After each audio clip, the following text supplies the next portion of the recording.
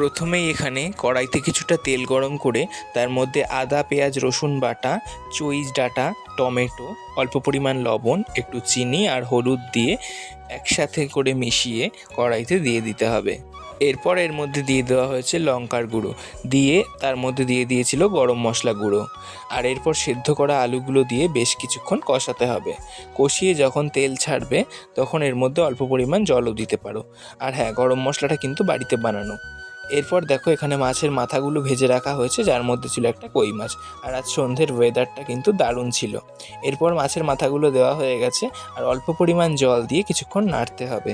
এরপর যখন ফুটতে থাকবে তখন কিন্তু আগুনের জোরটা একটু বাড়িয়ে দিতে হবে, যাতে ঝোলটা একটু টেনে যায়, কারণ এটা কিন্তু একদম মাখা মাখা হবে যেহেতু চচ্চড়ি টাইপের। আর এইদিকে দেখো আমাদের রেডি হয়ে গেছে আজকে চই ডাল দিয়ে মাছের মাথার একটা স্পেশাল রেসিপি। এর মধ্যে একটা কই মাছও আছে। এটা কিন্তু আমাদের এখানকার পুকুর থেকে ধরা। তো দারুণ লাগছে দেখতে। তোমাদের কেমন লাগলো রেসিপিটা কমেন্টে জানিও।